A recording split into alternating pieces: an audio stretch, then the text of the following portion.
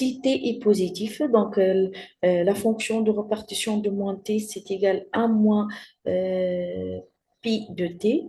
Et pour tout A et B appartient à un totaire, donc avec A inférieur ou égal à B. Donc la probabilité de T compris entre A et B, c'est égal à pi de B moins pi de A. Pour T supérieur est égal à 0, donc pour la détermination de la probabilité de T compris entre moins T et T, donc on a 2 pi de T moins 1. Donc vous voyez, on va faire quelques démonstrations de chaque propriété. Donc, la probabilité de t supérieur est égale à petit t. Donc, par définition, c'est 1 moins la probabilité de t inférieure à petit t. Donc, la probabilité, c'est une courbe symétrique. Donc, la probabilité de t inférieure strictement à petit t, c'est égal à la probabilité de t supérieure est égale à t. Donc, c'est 1 moins pi de t. Pour la deuxième propriété, donc on a pi de moins t, c'est la probabilité de t inférieur ou égal à moins t égale probabilité de t supérieure ou égale à petit t. Donc c'est 1 moins la probabilité de t inférieur strictement à petit t égale 1 moins pi de t.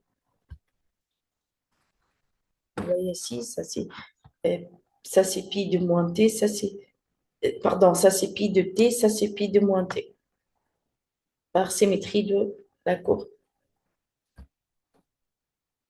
Donc, pour la probabilité de t compris entre A et B, donc on a la probabilité de t inférieure ou égale à B,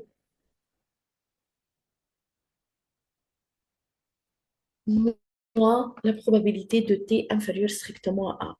Donc, ça, c'est la probabilité de t inférieure ou égale à B, c'est pi de B moins pi de A.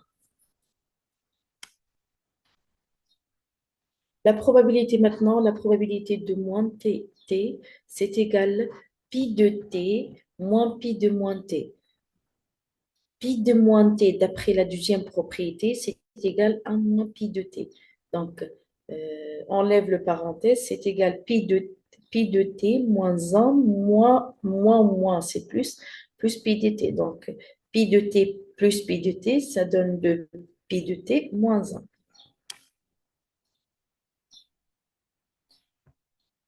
Passons maintenant à l'utilisation de la loi normale.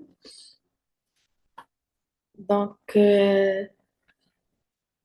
on donne ici juste un extrait de la loi euh, normale centrée réduite. Euh,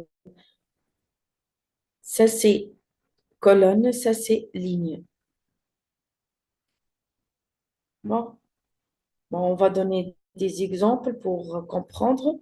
Donc, le premier exemple, c'est on va déterminer la probabilité de t inférieur est égal à, je reviens à la table, donc inférieur est égal à 38, 6. Donc, dans ce cas, vous voyez ici le nombre cité à l'intersection de colonnes, donc 0,06. Et la ligne 1,3 est la valeur de la fonction de répartition de t. Donc, une petit t, c'est égal euh, 1,3 plus 0,06. Donc, 1,36. Donc, ainsi, la pi de 1,36, ça donne 0,9131.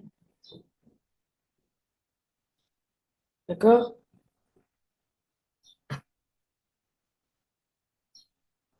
Passons maintenant à la deuxième exemple.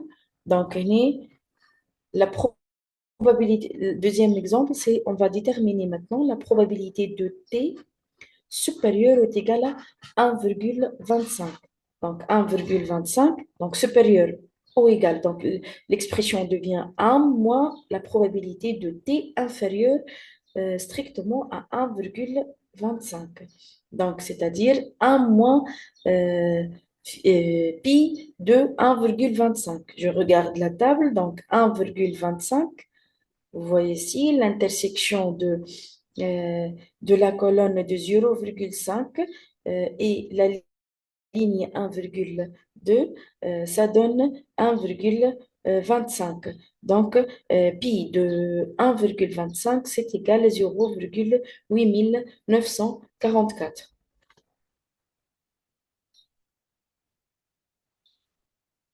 Donc, 8944. Passons maintenant à troisième exemple, de la même manière. Donc,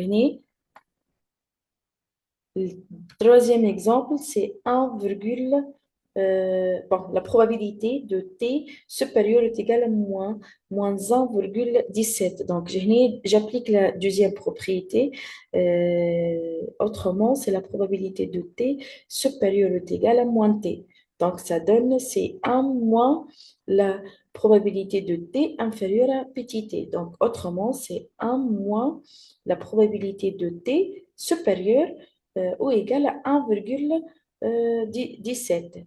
Donc, je regarde l'intersection de colonne 0,07 et l'intersection et la ligne, donc 1,1 plus 0,07, ça donne pi de 1,17, donc est égal à 0,8720. 8790. Donc, tu lis 1 moins 0,8790, ça donne, ça donne 0,121. Passons maintenant à la troisième voilà, quatrième exemple. Donc, on va déterminer la probabilité de t compris entre 1,15 et 1,37. Donc, autrement, c'est pi de 1,37 moins pi 1,15. Donc, d'après la loi, la table de la loi normale centrée, c'est pi de 1,37, ça donne 0,9147. Donc, de la même manière, l'utilisation de la loi normale. Donc, moins 0,8749. Donc, ça donne 0,0398.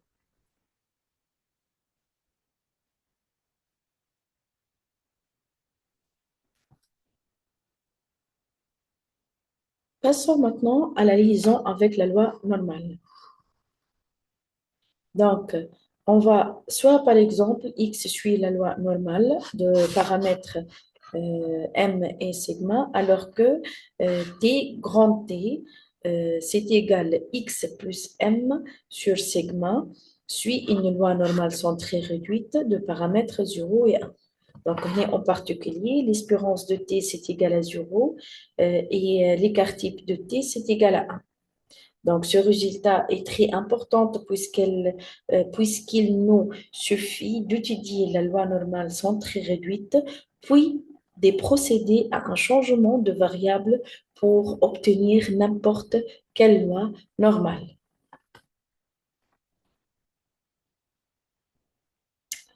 Passons maintenant à un exemple.